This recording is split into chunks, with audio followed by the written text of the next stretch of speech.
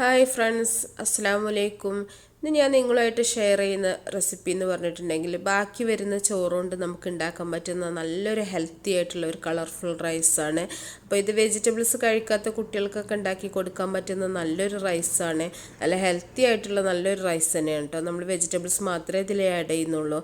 അപ്പോൾ നല്ല ടേസ്റ്റാണ്. അതുപോലെ തന്നെ ഉച്ചക്ക് ബാക്കി വരുന്ന ചോറൊക്കെ നമുക്ക് രാത്രി അതുപോലെ തന്നെ അങ്ങനെ എടുത്ത് കഴിക്കേണ്ട ആവശ്യമില്ല. ഇതുപോലെ കുറച്ച് ചേഞ്ച് ആക്കിയിട്ടൊക്കെ ചെയ്യുകയാണെന്നുണ്ടെങ്കിൽ നമുക്കും തന്നെ നല്ല ടേസ്റ്റി ആയിട്ട് തന്നെ കഴിക്കാൻ പറ്റും. അപ്പോൾ നല്ലൊരു റെസിപ്പിയാണ്. അപ്പോൾ റെസിപ്പിയിലോട്ട് പോകുന്നതിന് മുമ്പായിട്ട് ഞാൻ എപ്പോഴും പറയുന്ന പോലെ തന്നെ എൻ്റെ ചാനൽ സബ്സ്ക്രൈബ് ചെയ്യാത്തവർ സബ്സ്ക്രൈബ് ചെയ്യുക. അതുപോലെ ഇഷ്ടപ്പെട്ടാൽ ലൈക്ക് ചെയ്യുക, ഷെയർ ചെയ്യുക.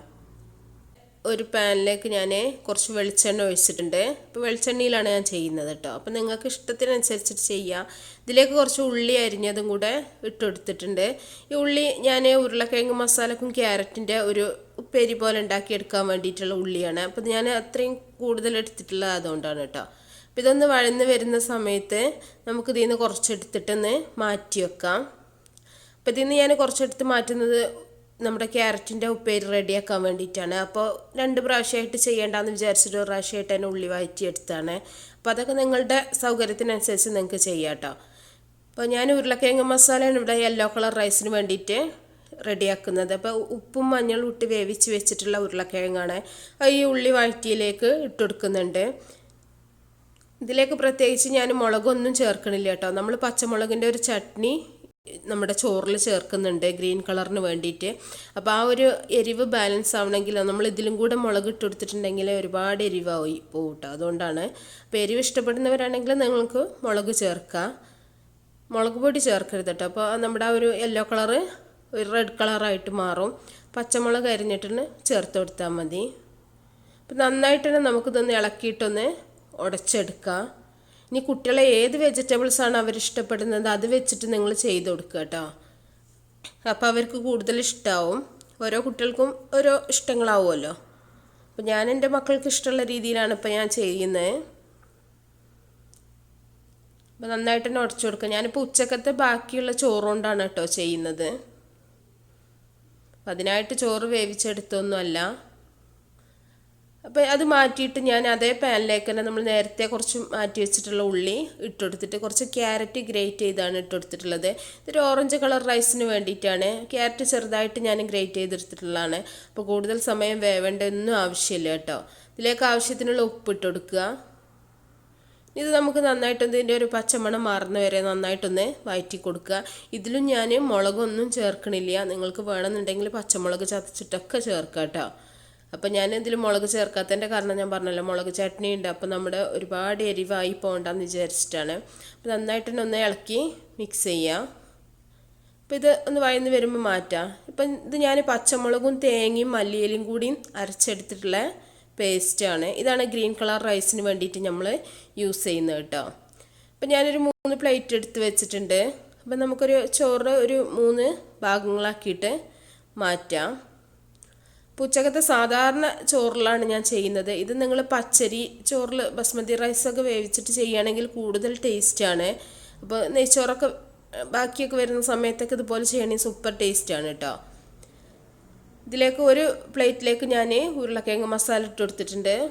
നന്നായിട്ട് തന്നെ മിക്സ് ചെയ്യുക. അപ്പോൾ നമുക്ക് ഉച്ചക്കത്തെ ചോറൊക്കെ ബാക്കി വരുന്ന സമയത്ത് രാത്രി കുട്ടികൾക്ക് കഴിക്കാനൊക്കെ മടിയാവുമ്പോൾ നമുക്ക് ഇതുപോലെയൊക്കെ ചെയ്ത് കൊടുത്താൽ മതി.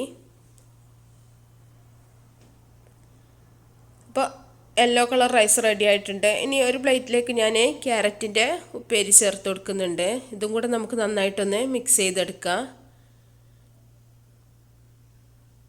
പിന്നെ ഏത് കളർ വേണമെങ്കിലും നിങ്ങൾക്ക് ചെയ്യാം കേട്ടോ. ചീര വെച്ചിട്ടോ ഒക്കെ ചെയ്യാം കേട്ടോ. പലതും നിങ്ങൾക്ക് ഒരുപാട് മാറ്റങ്ങൾ വരുത്താൻ പറ്റും. ഇനി ഒരു പ്ലേറ്റിലേക്ക് നമ്മൾ ഗ്രീൻ ചട്നിയാണ് ചേർത്ത് കൊടുക്കുന്നത്. ഇനി മല്ലിയില ഇഷ്ടപ്പെടാത്ത കുട്ടികളാണെങ്കിൽ പാലക് ചീര വെച്ചിട്ടൊക്കെ നിങ്ങൾക്ക് ചെയ്യാം കേട്ടോ. കുറേശ്ശെ വെച്ചിട്ട് കളർ കിട്ടുന്നതിനനുസരിച്ചിട്ട് അത്രയും ചേർത്താൽ മതി. ഒരുപാട് എരിവായി പോവും. ഇതുപോലെ ഒരു കേക്ക് ടീൻ എടുത്തിട്ടുണ്ട്. ഇതുപോലത്തെ കേക്ക് ടീൻ എടുക്കാൻ കാരണം ഞാൻ ഇതാവുമ്പോൾ നമുക്ക് ചോറ് റീമോൾഡ് ചെയ്യാൻ ഈസിയാണ്. മറ്റേത് നമ്മൾ കൊട്ടി കൊടുക്കുന്ന സമയത്ത് ചിലപ്പോൾ പൊട്ടിപ്പോവും. അപ്പോൾ ഇതാകുമ്പോൾ നമുക്ക് അഴിച്ചെടുക്കുമ്പോൾ കുറച്ചും കൂടെ ഈസി ആയിട്ട് തന്നെ നിന്നോളൂ കേട്ടോ. അതുകൊണ്ടാണ്. അതൊക്കെ നിങ്ങളുടെ ഇഷ്ടത്തിനനുസരിച്ച് ചെയ്താൽ മതി. ആദ്യത്തെ ഒരു ലെയർ ഞാൻ യെല്ലോ റൈസ് ഇട്ട് കൊടുത്തിട്ടുണ്ട്, ഉരുളക്കിഴങ്ങിൻ്റെ ചോറ്. ഇനി നമ്മൾ ആ ഗ്രീൻ ചട്നി ചേർത്തിട്ടുള്ള ചോറാണ് ഇട്ട് കൊടുക്കുന്നത്. അപ്പം നല്ല തിക്കായിട്ട് നല്ല ലെയറുകളായിട്ട് കിട്ടണമെന്നുണ്ടെങ്കിൽ കുറച്ച് കൂടുതലായിട്ട് നമ്മൾ ചോറൊക്കെ വെക്കുകയാണെന്നുണ്ടെങ്കിൽ നല്ല നല്ല ലെയറുകളായിട്ട് തന്നെ കിട്ടും. ഞാനിപ്പോൾ ഉച്ചക്കത്തെ ചോറ് വെച്ചിട്ടുള്ള ഒരു അഡ്ജസ്റ്റ്മെൻ്റ് ആയത് കാരണം തന്നെ ചോറ് കുറവാണ് കേട്ടോ. അപ്പോൾ ഇതിനായിട്ട് ചോറ് വേവിച്ചെടുത്തിട്ടുണ്ടെങ്കിൽ ചോറ് ബാക്കിയായി പോവും. അപ്പോൾ മക്കൾക്ക് കഴിക്കാനുള്ള ചോറുണ്ട്, അത് വെച്ചിട്ടാണ് ചെയ്യുകയാണ്.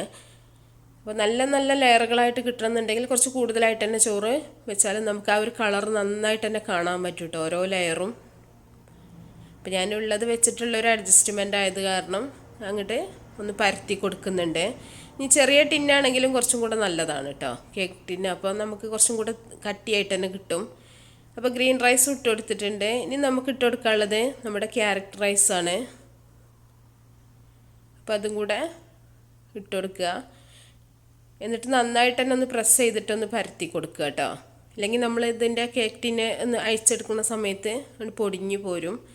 അപ്പോൾ അത് ഒഴിവാക്കാൻ വേണ്ടി നന്നായിട്ടൊന്ന് പ്രസ് ചെയ്ത് കൊടുത്താൽ മതി. അപ്പോൾ എന്നും കുട്ടികളെ കറിയൊക്കെ വെച്ചിട്ട് അല്ല കഴിക്കുക, കറിയൊക്കെ ഒഴിച്ചിട്ട്. ഇത് കറിയൊക്കെ ഒഴിക്കാതെ ഇങ്ങനെ ഒന്ന് കഴിക്കുകയാണെങ്കിൽ അവർക്കും തന്നെ ഒരു വെറൈറ്റിയൊക്കെ ഫീൽ ചെയ്യും.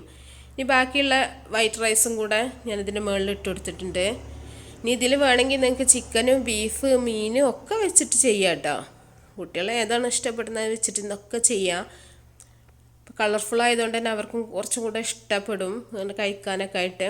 ഇനി ഇതിൻ്റെ മുകളിൽ ഞാൻ കുറച്ച് ഫ്രൈഡ് ഐറ്റംസ് വെക്കുന്നുണ്ട്.